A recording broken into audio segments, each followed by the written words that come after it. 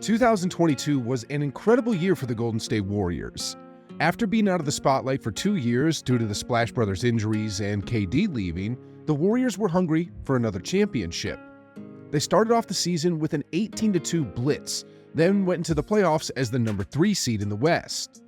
Now, if y'all remember, Steph Curry was injured to end the regular season, so to begin the playoffs that year, Jordan Poole was the starting point guard, and did he show up or what?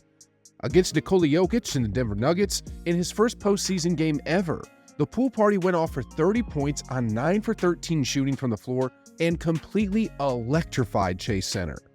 The Euro, counted! He followed that up with a 29-point Game 2 performance, then a 27-point Game 3. Jordan Poole was doing it all. Against Memphis in the following series for Game 1, JP3 went off for a team-high 31 points on 12 for 20 shooting from the floor, and all throughout that series, he was nothing but a pool party. Against the Mavericks, Jordan cooled off a bit, but he was still impactful and efficient. Then against the Celtics, although it was the Steph Curry show, who could forget the big shots Poole made? Jordan Poole led the league in free throw shooting that year, showed up when his team needed him the most, was instrumental in helping win that championship, and was an absolute stud who got players like Paul George saying, "There's a lot of guys, given the opportunity, can become like elite #1 guys." Give me one. Jordan Poole. He looked like everything the Warriors needed to extend their dynasty. He looked like the future of the Warriors, and Golden State's front office obviously believed in him, as evident with their $128 million 4-year contract extension. I can only speculate on what happened afterwards to Jordan Poole and where things started to go wrong for him, but if I had to guess, I'd say that the money and the fame were getting to his head, as they would to the vast majority of young men in their early 20s. Slowly and slowly, the narrative around him started to change. Jordan Poole, you spent $500,000 on a Ice Spice date. He's a munch. You're a munch, and you're playing like a munch.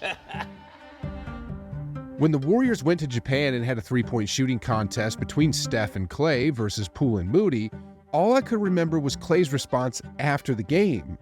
It was nice to humble Jordan Poole.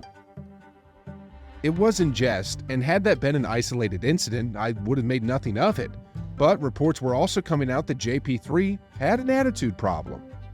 Steph Curry, as the leader of the team, refuted it, of course, but Draymond Green later put his stamp on those reports in emphatic fashion, which erased all doubts. Draymond Green was wrong with his actions and deserved harsher punishments, but that was the moment when you knew Jordan Poole was rubbing his teammates off the wrong way. Apparently, what he said to Draymond was, "You're an expensive backpack for 30. When the dust had settled and the season had started, the troubles with Poole continued. He didn't quite look the same as he did just a few months ago. He was a near 50-40-90 guy in the playoffs, but throughout the first 20 games of 2023, he became a 40, 30, and 80 type of guy. And on top of that, the turnovers were becoming alarming. There wasn't a question with his talents because those were still undeniably there, but there was a problem with him trying to be him. Poole's development is gonna be to understand that everything doesn't need to be a highlight, right? Understand that you do not have to shake and bake every play. Showboating, doing more than he can, going for the flash, and trying to be Steph Curry 2.0 was what Jordan Poole was doing, and it wasn't helping the Warriors. Instead, it was doing the opposite. The second unit was a mess. They didn't look cohesive, and it was obvious. By midway through the season at Game 41, they were 1 game below 500, and as the regular season was concluding, they were still fighting tooth and nail for a playoff spot. Then, once they reached the playoffs, it became clear this team wasn't quite a championship team. It wasn't just JP3. It would be really unfair to blame everything on Poole, but with the way he was playing, he was an easy scapegoat.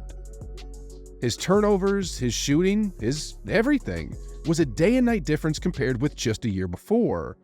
In those 13 playoff games, Jordan Poole averaged 10 points while shooting 34% from the field, 25% from three, and 76% at the free throw line. This was not the guy Bob Myers signed to a 9-figure contract. When the Lakers eliminated the Warriors in 6 and the offseason started, the Warriors had to make a decision. They could either give Poole another chance and hopefully he turns it around and becomes the player he was in 2022, or they could trade him. The big thing to keep in mind was Steph Curry's aging and the Warriors' championship window won't be open for too much longer. It was a decision I'm sure the Warriors front office spent a long time thinking about, especially when the only player they could really trade for was a 38-year-old Chris Paul, who was public enemy number 1 at Chase Center. Well, Mike Dunleavy stunned the basketball world and pulled the trigger. Initially, most people didn't think it would work out, that it was a bad decision. I mean, with CP3 turning 38, how's he going to fit into Kerr's fast-paced motion offense?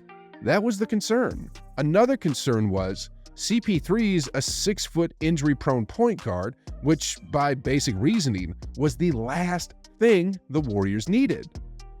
Jordan Poole, on the other hand, in a preseason game against the New York Knicks, went absolutely flame-throwing Steph Curry mode as he went off for 41 points while shooting 10 for 19 from the field, 6 for 12 from 3, and 15 for 16 from the free throw line. At that point, the NBA world thought the Warriors messed up. The Warriors thought Poole was going to stay the same guy, an inefficient 15 points per game player with an attitude that rubs teammates off the wrong way, who constantly turns over the ball, etc., etc. And here we were in the preseason with Jordan Poole looking like Bradley Beal 2.0, a dude who was about to average 25 to 30 points per game. Well, when the regular season started, the Warriors found themselves breathing a huge sigh of relief. The preseason turned out to be just the preseason, and Jordan Poole reverted back to the exact player who the Warriors needed to get rid of. 10 games into the season, and the Poole party was putting up 16 points, 3.7 assists, 2.8 turnovers, while shooting 40, 30, and 75. On top of that, his team chemistry problems were continuing. The reports may or may not have exaggerated how bad things actually were, but inside sources now say that even the Washington Wizards don't see Poole as a part of their future. Chris Paul, on the other hand, although he hasn't been the all-star that we're used to seeing, has really elevated the second unit of the Warriors into the best bench in the league. He's unlocked Kuminga and Moody, he's helping Jackson Davis and Podziemski, and the two-man game he plays with Saric has been amazing. They're now the number 1 scoring bench in the entire Western Conference, and it's all because of CP3. Jordan Poole, on the other hand, sadly has become the butt end of jokes. Like in one of his latest low-light reels, he pulls up and takes a transition 3 which misses, then falls to the ground and makes the ground sweaty. Then, literally a few seconds later, his team gets the steal, the ball goes into Poole's hands, and then he slips on his own sweat. He's also been doing things like burning the clock while his team was down in the fourth quarter, and trying to be like Steph Curry with that turnaround 3, but only for the shot to clank off the rim. At this point, NBA legends don't believe in Poole anymore. He does not belong in the league he's the head of a team, P.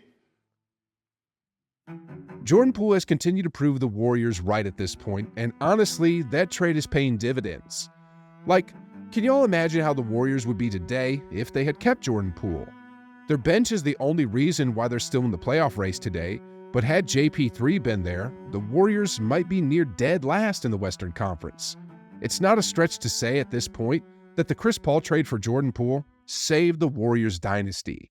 I mean, if the Warriors didn't have their strong bench, they'd be like 12th or 13th in the conference today with a 7-19 record like the Grizzlies have. And if that were the case, all hell would be breaking loose in the front office.